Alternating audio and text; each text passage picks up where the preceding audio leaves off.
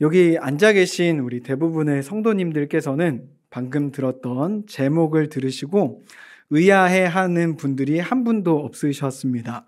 왜냐하면 이 기독교 문화에 교회에 굉장히 오래 머무신 분들이기 때문에 그렇습니다. 그런데 그렇지 않으신 분들이 있잖아요. 태신자라든지 교회에 생소해 하시는 분들이 오늘 제목을 보면은 굉장히 생소하게 여길 단어가 하나 나옵니다. 그것은 뭐냐면은 역사를 이룬다라는 말이에요. 역사는 흐른다라는 말은 한번 들어봤는데 역사를 이룬다는 게 도대체 뭘까라고 질문을 던지게 되겠죠. 여기서 사용된 역사라고 하는 것은 어떤 의미일까요? 히스토리가 아닙니다. 역이라고 하는 거는 불일 역자를 쓰고 있고 사라고 하는 것은 일사자를 쓰고 있어요. 일을 부린다. 근데 좀 쉽게 얘기하면 그냥 일 자체를 역사라고 이야기하는데요. 교회 안에서 그리고 기독교 안에서 사실은 이게 역사라고 이제 우리가 사용하고 또 주님 역사하여 주옵소서라고 이제 이야기를 하는데 이것은 사람의 일하고는 조금 다르기 때문에 그래요. 사람의 일이 아니라 하나님께서 행하시는 일을 우리는 역사라고 부르는 것이죠. 그래서 찬양으로도 주님 역사하시네 이렇게 찬양을 하기도 하죠. 이게 교회 안의 용어이기 때문에 이걸 처음 보시는 분들은 히스토리가 어떻게 이룬다라고 할까 이제 질문하게 되는 것인데 이것을 조금 더 친숙한 세상의 언어로 얘기를 하면은 목적이라고도 할 수 있겠고요. 조금 더 편하게 얘기를 한다면 성공이라고 얘기를 할 수도 있을 것 같습니다. 그렇습니다. 오늘 감히 제가 성공에 관한 이야기를 여러분들과 나누고자 합니다. 성공이라고 제가 이제 이야기하니까 성공하지도 않아 보이는 사람이 앞에 나와 있어서 별로 그 텐션이 여러분들 많이 떨어지시는 것 같은데, 네. 많은 사람들이 성공을 이루고 싶어 합니다. 누가 시킨 것도 아닌데요. 성공하고 싶어요. 가만히 생각해 보면은 언뜻 이제 바로 드는 이유가 뭘까? 유명해지고 좀 이렇게 인정받고 싶은 욕구 때문에겠다 싶은 생각이 드는데 조금 더 이제 이 부분에 대해서 고민했던 어떤 사람이 왜 자꾸 성공하고자 하느냐 이렇게 얘기를 했습니다. 성공해야 행복해지기 때문이라고 믿는 믿음 때문에 한 믿음 때문에 그런 거예요. 그 믿음은 어떤 믿음이냐? 내가 성공해야 행복해질 수 있다라고 하는 이 믿음 때문에 성공을 해야 된다라고 하는 이 강박적인 마음을 갖게 된다라는 것이죠. 성공을 지향하는 그 대부분이 내가 행복하기 위함이라는 거예요. 여러분 얼마 전에 제가 그 동기부여 연설가인 에릭 토마스라고 하는 사람의 영상을 하나 봤습니다. 그 사람이 이제 성공에 관한 성공에 관한 이야기를 했는데요. 이런 이야기입니다. 옛날에 어떤 젊은 청년이 성공을 너무너무 하고 싶은 거예요. 그래서 성공을 했던 늙은이를 찾아가서 질문을 했습니다. 어떻게 해야 성공할 수 있습니까? 그랬더니 이 늙은이가요. 아무 말 없이 해변가로 그를 데리고 갔어요. 데리고 가서 이 해변 물에 있는 곳으로 발을 한 발짝 디뎌보라고 얘기를 했어요. 이 청년이 생각을 한 거죠. 내가 이 구조대원이 되면은 돈을 많이 벌 수 있는 건가? 성공할 수 있는 건가? 네, 어쨌든 데려왔으니까 이 말을 믿어보고 한번 발을 내디뎌 봐야겠다. 발을 내디뎠습니다. 발목까지 물이 차올랐죠. 그런데 한 발짝 더라고 얘기를 했어요. 이제 한 발짝 더 가니까 무릎까지 차오르게 됐습니다. 이제 좀 의심이 되는 거죠. 이게 성공하고 도대체 무슨 상관이 있을까? 그런데 또 한마디를 했습니다. 한 발짝 더. 그러니까 한 발짝 더 간 이 청년이 허리까지 이제 물이 차오르자 이 노인네가 드디어 노망 났구나라고 생각을 하고 이제 왜 이렇게 하느냐고 물었습니다. 이유를 묻지 말고 한 발짝 더 들어가라고 얘기했어요. 그랬더니 이제는 입까지 차오르게 된 거죠. 코로만 이제 숨을 쉴 수 있게 됐습니다. 이 청년이 계속해서 의심을 하다가 이건 아니다 싶어서 집에 가겠다고 이야기를 했어요.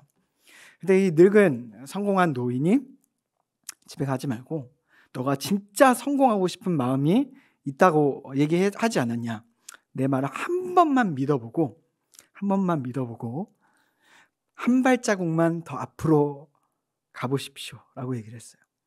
그 청년이요, 한 발짝 가자 이제 꼬르륵 잠기게 되겠죠.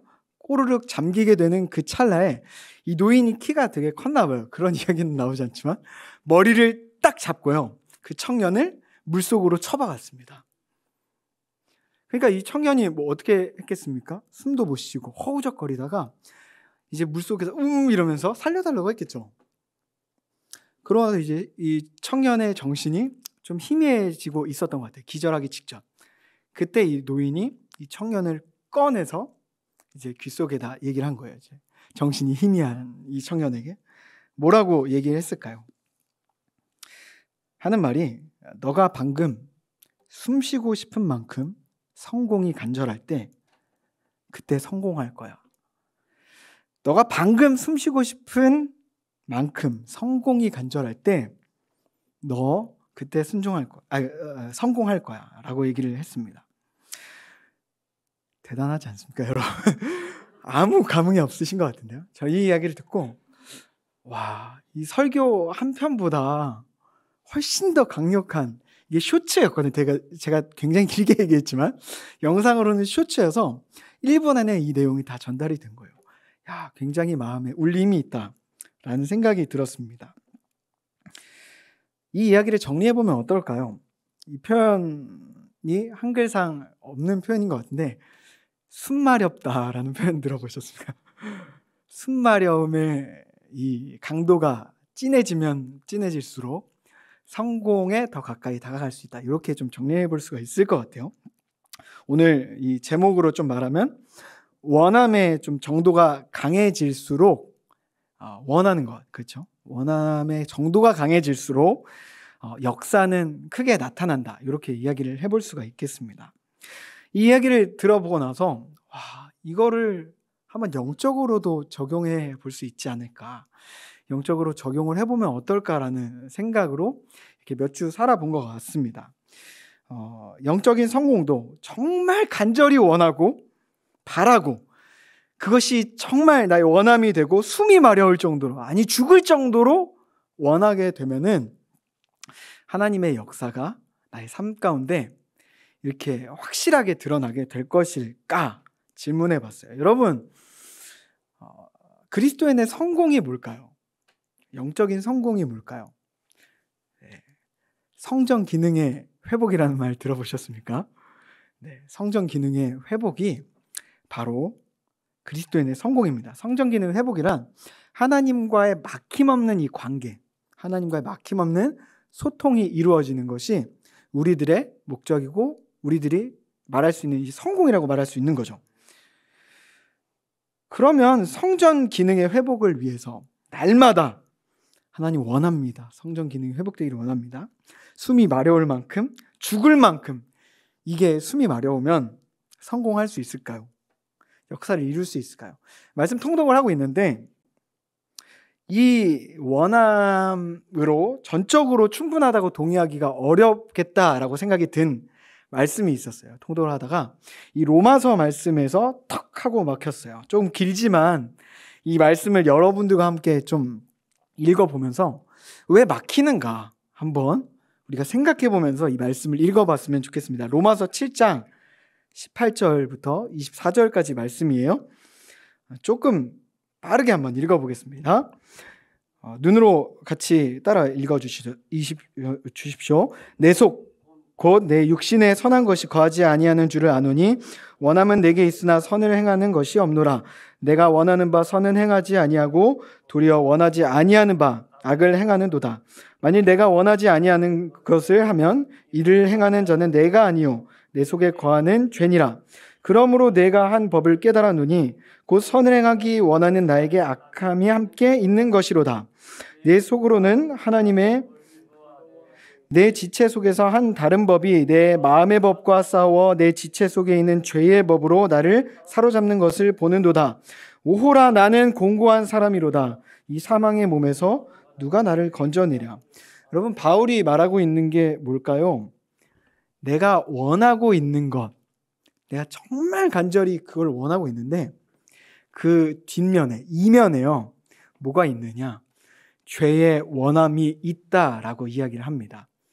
예를 들어서요, 내가 2분 동안 숨을 참았어요. 그 원함의 정도를 이제 설명하는 겁니다. 2분 동안 숨을 참을 정도로, 여러분 2분 동안 숨 참으실 수 있습니까? 네, 그렇다고 지금 해보시지 마시고요. 2분 동안 숨을 참을 정도로 내가 주님을 알기 원합니다. 요 마음을 가지고 나갔는데요. 우리 가운데 있는 죄의 이 본성은요, 우리 뒤에 이면에 있는 죄의 본성은요, 3분 동안 숨 참는다라는 거예요. 그 정도로 죄를 원하고 죄를 바란다라는 겁니다. 그러니까 어떻게 되겠습니까? 원함만으로는 승부가 나지 않는다는 겁니다. 원함만으로는 역사가 이루어지지 않는다라는 거예요. 그러면 뭐가 도대체 역사를 이루는 키일까요? 오늘 본문의 제목이 되겠습니다. 본문의 제목이 기억이 나십니까? 네, 넘치는 순종이요, 역사를 이룬다라는 제목입니다. 넘치는 순종이 역사를 이룹니다. 여러분, 오늘 말씀을 보시면요, 아나니아가 나옵니다. 이 아나니아는요, 순종을 하되 우리 주님 앞에 넘치는 순종으로 나아갔던 사람입니다. 그러할 때 정말 기독교 역사가 뒤집히는, 이제 방향이 완전히 바뀌게 되는 귀한 역사가 일어나게 된 것이죠. 여러분, 우리가 이제 넘치는 순종이라고 할 때 어떤 순종을 도대체 했을까, 아나니아가? 그리고 또 주님은 순종이라고 하면은 명령이 있어야 순종을 하게 되는 거 아닙니까? 또 주님은 무슨 명령을 하셨을까? 명령과 순종이 무엇인지 한번 살펴보기를 원합니다. 주님의 명령이 11절에 나와요. 우리 함께 읽어보기를 원합니다. 시작. 주께서 이르시되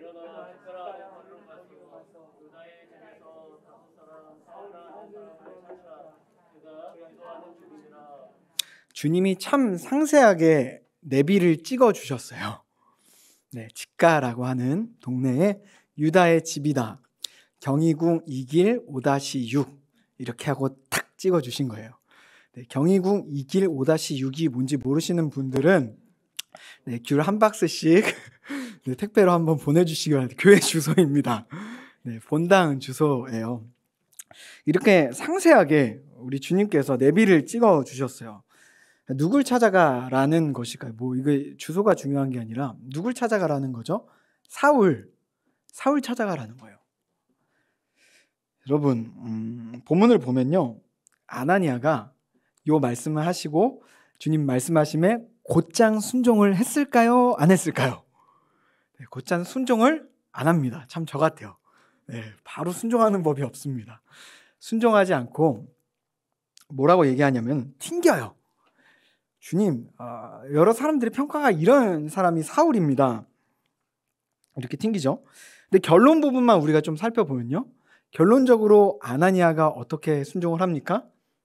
그냥 순종한 게 아니라요, 따라해 봅시다. 넘치는 순종을 했다. 네, 넘치는 순종을 했다라는 것입니다. 왜 이게 넘치는 순종일까요? 세 가지의 순종이 있는데요.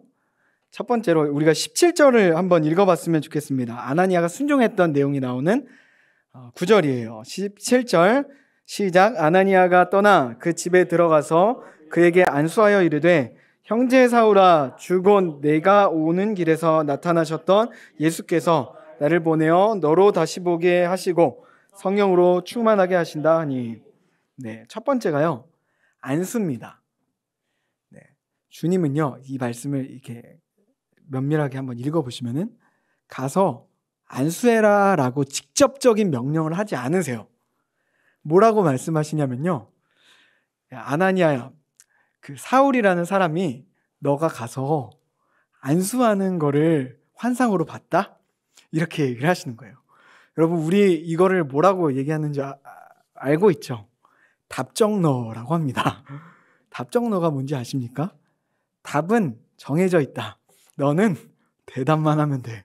이게 답정너예요. 아나니아에게 사실은 직접적으로 이렇게 명령을 하신 부분은 아니라는 거죠. 그런데 아나니아가 어떻게 순종을 합니까? 넘치는 순종의 마음으로 가서 사울에게 안수를 했다라는 겁니다. 두 번째로는요, 그 넘치는 순종의 이유가 뭐냐? 사울 아델페라는 말을 합니다. 사울 아델페. 이게 뭐냐? 사울 형제님이라고 얘기를 했다는 거예요.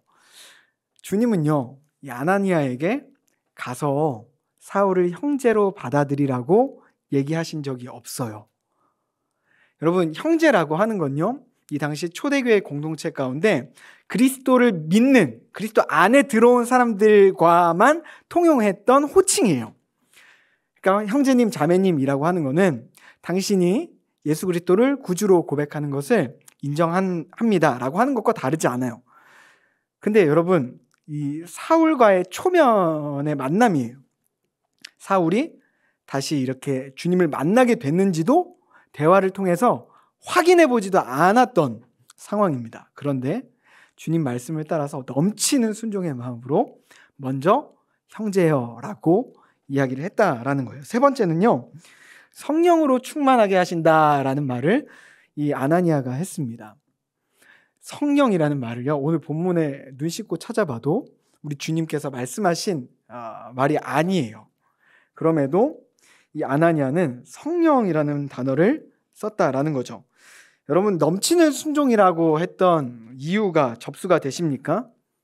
시키지 않은 것까지 한 거예요. 시키지 않은 것까지. 쉽게 말해서 주님이 시킨 것 그 이상으로 순종했던 그 순종을 통해서 역사가 일어났다라는 것입니다. 그 역사가 어떤 역사일까요?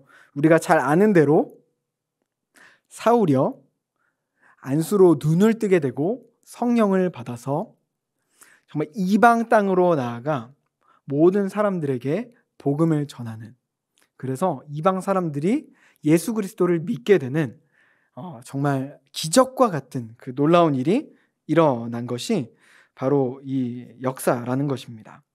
이 역사는요, 원함의 역사가 아니라 순종의 역사였다라는 것입니다. 아나니아가 갑자기 그 환상을 보고 마음이 막 누그러지고 사울을 향한 긍휼의 마음이 막 부릴 듯 일어나서 그래, 사울도 불쌍한 사람이야 하고 가지 않았다라는 거예요. 여전히 불편하고 여전히 사울을 볼 때 분노의 마음이 있었지만, 그래도 이 사울을 오히려 안 만나고 싶었던 아나니아였지만 나아갔다라는 겁니다. 말씀을 보시면은 사울이라고 호칭하지도 않아요. 이 사람이라고 얘기를 합니다. 이 사람은 예루살렘에서 주의 성도들에게 적지 않게 해를 끼쳤던 사람입니다. 이렇게 얘기를 하는 거예요. 여러분, 원함이 역사를 만든 것이 아니라 넘치는 순종이 역사를 만들었다는 것입니다. 아나니아의 넘치는 순종이 바울을 복음 전도자로 만들었다는 이 포인트에서 우리가 기억해야 될 것이 있습니다. 순종이 중요하구나. 이것을 머리로 그냥 알고 인정하고 넘어가는 것이 중요한 것이 아니라, 사실은 이것이 우리의 기도 가운데 사실 숨어 있다라는 거예요. 무슨 말씀이냐? 우리의 기도의 내용들을 좀 한번 살펴보면요, 대체로 우리는 기도할 때 상황이 변하기를 기도해요. 여러분들의 기도 제목이 무엇입니까? 네, 상황이 변하기를 기도하죠. 조건이 변하기를 기도해요. 사람이 변하기를 기대합니다. 그거 가지고 기도하는 거예요. 그런데 우리가 정말 이 본문 말씀을 통해서 이 바울을 복음 전도자로 만들었던 아나니아의 순종의 말씀을 통해서 우리가 뭘 해야 하는가를 이제 보게 되는 겁니다. 그것은 우리가 순종해야 될 영역까지 마음을 바꿔달라고, 상황을 바꿔달라고, 조건을 바꿔달라고 기도해서는 안 된다는 겁니다. 기도하지 말라는 게 아니라요, 우리가 기도하되 우리의 순종의 영역을 이걸로 치환하지 말자라는 것입니다. 아나니아가 마음이 변해서 사울에게 안수받고 성령 받게 한 것이 아닙니다. 여전히 분노가 차오르고 여전히 사울에 대한 안 좋은 마음이 있었음에도 그럼에도 불구하고 순종의 마음으로 나아갔다라는 것입니다. 우리는 이걸 기억하면서 우리의 기도의 내용을 바꾸는 기적을 체험하기를 간절히 소망합니다. 여러분, 각 영역마다 꽃들이 있습니다. 무슨 말이냐? 지금 이제 월드컵 계속 이제 하고 있고 조금 뒤면은 이제 축구 하겠구나라는 생각하시면서 이겨야 될 텐데 경우의 수도 이게 딱 들어맞아야 될 텐데 이 생각하고 계실 텐데요. 꽃이라는 게 뭐냐 하면요, 이 올림픽의 꽃이 무엇입니까? 다들 잘 모르시나? 올림픽의 꽃은 마라톤이라고 얘기를 하죠. 왜 마라톤인지 모르겠어요. 어릴 때부터 이렇게 지루한 거 막 뛰는 게 이게 왜 꽃이라고 그러는지. 그렇다면 여러분, 동계올림픽의 꽃은 무엇인지 아십니까? 네, 피겨 스케이팅입니다. 네, 쇼트트랙 아니고 네, 피겨 스케이팅입니다. 네, 그렇습니다. 너무 확신에 차게 말씀해 주셔서 당황했습니다. 네. 여러분, 신학에 있어서도 꽃이 있어요. 신학의 꽃을 뭐라고 얘기를 하냐면은 실천이다라고 말을 합니다. 기독교의 꽃은 뭘까요? 기독교의 꽃은 누가 아무도 말을 하지 않았는데 순종이다라고 생각을 합니다. 기독교의 꽃은요, 순종입니다. 아무리 가르쳐보고 사변적으로 이야기하더라도 행함이 없는 믿음은 죽은 것이다 라고 말씀하는 것처럼 기독교의 꽃, 또 신학의 꽃은 행함이고 순종이라고 믿습니다. 순종이 바로 역사를 만들어내는 것이죠. 순종할 때 하나님의 역사가 나타나는 것입니다. 제가 웨이트 트레이닝을 꽤 좋아합니다. 막 뭐 엄청 프로페셔널한 것도 아니고요. 그냥 아마추어적으로 좋아합니다. 근데 5년쯤 된 것 같아요. 근데 누구나 마찬가지로 올챙이적 시절이 있잖아요. 그래서 이렇게 헬스를 처음 시작하는 사람들을 헬린이라고 하더라고요. 어린이와 헬스 이렇게 합쳐가지고. 헬린이 시절 때 이제 프리웨이트 존에 가서 사실은 이게 프리웨이트 운동을 하고 싶은데 어떻게 운동을 할 줄 몰라서 스트레칭만 하고 거울만 보면서 이렇게 집으로 돌아왔던 그런 시절이 있었습니다. 그때 이제 제가 이제 하고 있었던 운동이라고는 이제 캐치볼, 야구하는 거를 이제 좀 좋아해가지고 이제 팔 이렇게 스트레칭을 하고 이제 거울을 보면서 이렇게 던지는 신용을 하고, 지금 좀 생각해 보면은 그 옆에 있었던 사람들한테 좀 이렇게 민폐였던 것 같긴 해요. 열심히 아령 운동하고 있는데 이렇게 막 팔 휘젓고 있으면은 좀 방해가 됐겠죠. 근데 이제 문제는 뭐냐면요, 요거에 진심으로 불편함을 느꼈던 사람이 있었습니다. 굉장히 이제 그 헬스장에서 오래 운동을 하셨던 분처럼 보여요. 이제 울그락불그락 하시고 이제 보면은 이제 위압감이 드는 몸을 가지신 분이었는데, 그분이 이제 저를 찾아왔어요. 그러고서 이제 하는 말이 뭐냐면은 아저씨라고 이제 얘기를 하는데, 아저씨라고 하지, 이게 어감이요, 아저씨 이런 이 어감이 아니라 아이씨, 시비를 걸듯이 아이씨 이렇게 얘기를 하는 거예요. 그래서 이제 제가 좀 이렇게 쪼그라든 것 같아요. 쪼그라들어서 이제 이야기를 듣는데 좀 정색을 하시면서 그거 하실 거면은 저 운동장 가서 하쇼 이러는 거예요. 이제 마음이 팍 상하는 거죠. 야, 어떻게 불편할 수 있겠다 생각은 드는데 어떻게 이렇게 좀 심하게 얘기를 할까? 그래서 저기 이제 멀리 떨어져 있는 머신 운동을 이렇게 또 이제 쭈그러들어서 했습니다. 근데 이제 불편함이 저에게 이제 시작이 된 거죠. 기분이 팍 상하고. 문제가 생겼어요. 문제는 뭐냐? 그분과 제가 운동하는 시간이 동시간대라는 거예요. 꼭 제가 이 정수기에서 물을 이렇게 뜨고 있으면은 그분이 오세요. 하루 마주치고 불편해요. 두 번째 또 정수기에서 물을 뜨고 있는데 그분이 오시는 거예요. 이틀, 3일 이렇게 마주치는데 명색이 제가 그래도 사역자 아닙니까? 이 불편한 마음 가지고 살아가는 게 너무너무 불편하고 주님도 기뻐하시지 않으실 것 같다라는 생각이 드는 거예요. 주님 어떻게 할까요? 헬스장을 나가지 말까요? 돈이 너무 아까운데요? 생각이 드는데 주님이 이런 마음을 저에게 주시더라고요. 사랑하라 라고 하시는데 너무 추상적이잖아요. 사랑하라, 그 사람 어떻게 이렇게 사랑해야 되는지. 그 사랑하라는 약간 이제 구체적인 지침을 주시는데 너 웃으면서 인사해 볼 수 있겠니? 라고 이제 물어보시더라고요. 마음속에 그 울림이 있었어요. 다음 날이 되었습니다. 정수기에서 물을 뜨고 있는데 그분이 오셨어요. 너 웃으면서 인사할 수 있겠니? 그분을 봤더니 인사할 수 있는 마음이 아니더라고요. 마음이 다시 이렇게 없어졌어요. 이틀째 그걸 다시 봤는데 도저히 못하겠는 거예요. 그래서 기도를 했어요. 하나님, 이 말씀에 제가 순종할 수 있게 해주세요. 그래서 3일째 되는 날 물을 뜨고 있는데 그분이 오시는 거예요. 남자로서 자존심도 상하고 이게 가오라고 이야기를 하죠. 그게 참 많이 상하는데 그래도 하나님 말씀에 순종해보자 하고 그분에게 제가 웃는 거 잘합니다. 웃는 거 잘하는데 웃으면서 굉장히 크게 안녕하세요라고 이야기를 했어요. 마음이 제가 막 콩닥콩닥 뛰었는데 그분의 반응이 어땠을까요? 뒤를 돌아봤습니다.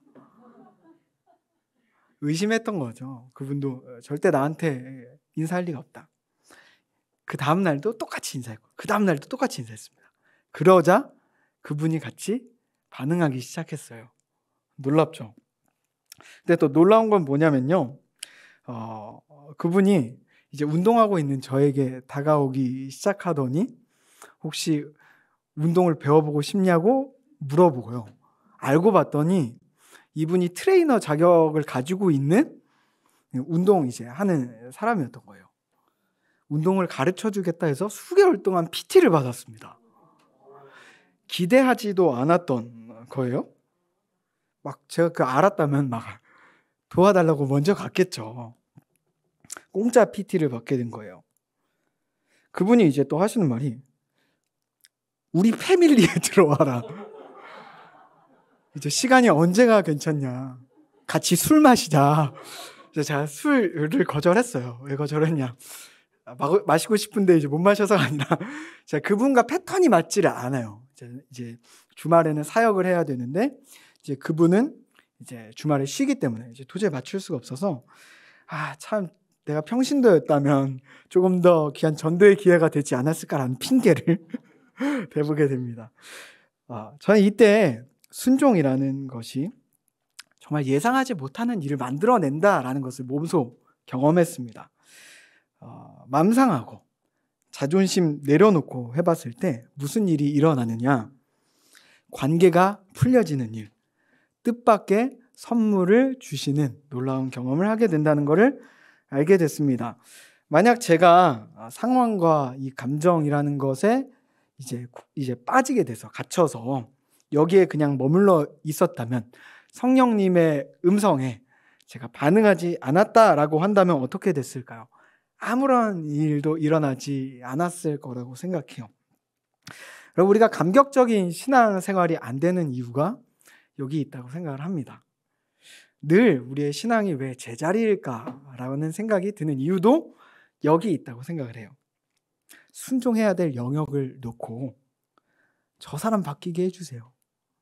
저 사람 좀 어떻게 해주세요. 번개 맞게 해주세요. 그렇게 기도하고 있으니 하나님께서 이루시는 기적을 체험하지 못하는 겁니다. 상황과 감정에 갇히면요 절대로 우리는 순종하지 못합니다. 본문에 나오는 아나니아의 상황도 비슷했어요. 어떠냐? 그가 처해 있는 상황, 그가 처해 있던 그 감정, 그가 처해 있던 그 환경을 보면은 진짜 절대 순종 못했겠다라는 생각이 듭니다. 왜 그러냐? 그 모든 상황들이 다 섭섭했거든요. 4가지 섭섭을 한번 살펴보겠습니다. 첫 번째로요. 주님이 아나니아에게 찾아온 타이밍이 굉장히 섭섭한 타이밍이었습니다. 여러분, 아나니아가요, 지금 주님을 만난 때가 언제입니까? 주님이 승천하시고 나서 곧 오시리라 말씀하셨잖아요. 근데 지금 초대교인들 다 어떻게 됐죠? 사울한테 쫓기고 몇몇은 죽고 다수는 숨어서 살고 있어요. 마음 다 상한 상태죠. 주님 곧 오신다고 말씀하셨는데 왜 지금 이런 초토화된 상황 속에서 오십니까? 오실 거면 좀 일찍 오시던죠. 섭섭한 상황이잖아요. 두 번째, 그 가라고 한 사람이 굉장히 섭섭한 사람이에요. 하나님 왜 굳이 이 사람이어야 됩니까? 정말 많은 사람 중에서 그래도 들어서 사용하시면 되는데 왜 이 사람한테 우리의 형제를 죽이고 우리 자매를 죽였던 사람에게 가라고 하십니까? 두 번째 섭섭함입니다. 세 번째 섭섭함, 하나님의 명령 그 자체가 굉장히 섭섭했을 거라 생각이 들어요. 왜 섭섭하냐? 이 아나니아에게 하신 명령이요, 아나니아의 삶을 뭔가 좀 더 윤택하게 만들어준다던가 아나니아를 위로한다든가 하는 명령이 아니에요. 이 명령은 무슨 명령입니까? 나랑 상관없는 명령. 나에게 전혀 유익이 되지 않는 명령. 이 명령을 주님께서 요구를 하셨다라는 거예요. 남 좋은 일만 꼬치꼬치 당부하시는 거예요.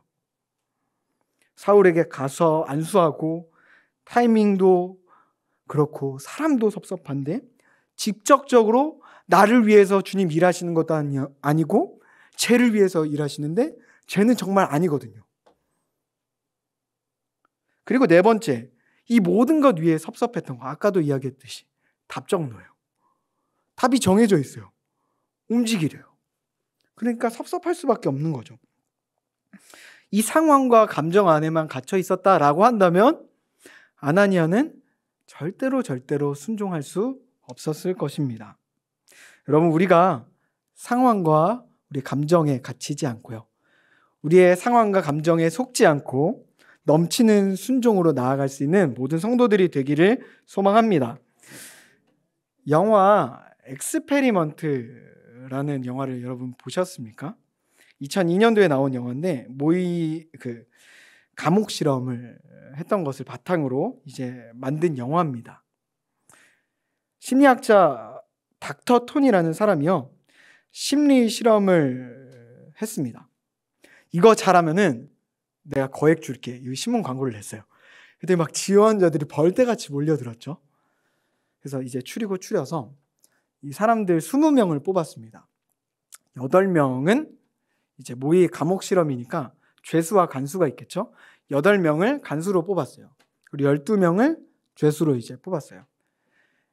며칠 동안 너희가 있을 건데 이 모의 감옥에서 그냥 생활만 하면 돼요. 그러고 나서 이제 간수들에게는 제복을 입혀주고 곤봉을 차게 했어요. 생전 처음 이제 차보는 거겠죠. 죄수들도 이제 수갑을 차게 하고 이 죄수복을 입게 만든 거죠. 처음에는 막 들뜬 마음으로 죄수와 이 간수들이 서로 막 농담도 주고받고 그랬어요. 근데 며칠 지나자 이 간수가 죄수들에게 정색을 하는 거예요. 말 걸지 말라고. 너 죄수 아니냐고 이야기를 하는 거죠. 역할에 지나치게 이제 몰두를 하게 된 겁니다. 여러분, 어떻게 됐을까요? 이 실험이 살인까지 일어납니다. 살인까지 일어나게 됐어요. 처음 목적했던 그 상금은 안 보이고요, 역할에 지나치게 매몰이 되어 버렸던 것입니다. 완전 지옥으로 그 모의 감옥이 변했습니다. 이 이야기를 하는 이유가 뭘까요? 이 심리학자가 연구하고자 했던 것은 인간이 선한가 악한가, 성선설, 성악설을 연구해보기 위해서 했다고 하는데, 제가 이걸 인용하는 것은요, 속지 말고 잊지 말자고, 우리가 잊지 말고 속지 말자고 이야기하는 것입니다. 뭘 잊지 말고 속지 않는 것일까요? 무엇이 역사를 만드는 것인지를 우리가 잊지 말자라는 것입니다. 여러분, 이들이 모였던 목적은 무엇입니까? 그냥 거액의 돈 받아서 잘 버티고 나가면 됐어요. 끝이에요. 그런데 정말 필요하지도 않은 그 역할에 지나치게 몰두하게 됐을 때 돈도 얻지 못하고요, 이들이 망하게 됐다라는 거죠. 상황에, 그 감정에 갇혀버려서 왜 모인지를 잊어버리게 된 것입니다. 우리 그리스도인들도 이럴 수 있습니다. 왜 살아가는지 잊을 수 있고요, 성전 기능을 잊을 수 있습니다. 인생의 목적이 잊혀질 수 있다는 것입니다. 또 어떤 것이 역사를 이루는지 우리가 잊을 수 있다라는 것입니다. 절대로 우리가 잊고 살아가서는 안 되겠습니다. 여러분, 말씀을 마치겠습니다. 우리 찬양팀을 와서 준비해 주시면 되겠고요. 찬양 준비를 해주시면 되겠고요. 사실 오늘 말씀은요, 사울에게 환상 중에 주님이 찾아가셔서 굳이 아나니아를 부를 필요 없이 주님이 직접 사울에게 찾아가셔서, 이미 환상 중에 찾아오셨잖아요. 2번 찾아가셔서 안수해 주시고 너 다시 볼 거야 라고 말씀해 주시면 굉장히 간단하게 끝날 말씀이에요. 그런데 왜 우리에게 이 말씀을 주셨을까요? 왜 주셨을까요? 왜 아나니아를 부르셨고 이렇게 깊은 고뇌 가운데 두시고 순종하는 모습을 보이게 하셨을까요? 그 이유는 순종이 역사를 만든다는 것을 우리로 알게 하기 위함입니다. 아멘이십니까? 그리고 이 순종의 역사가 이루어짐을 알기만 하지 말고 체험하라고 우리 주님께서 말씀하시기 위함입니다. 우리가 이것을 기억하고 믿음으로 살아갈 수 있는 모든 성도들 되기를 간절히 소망합니다.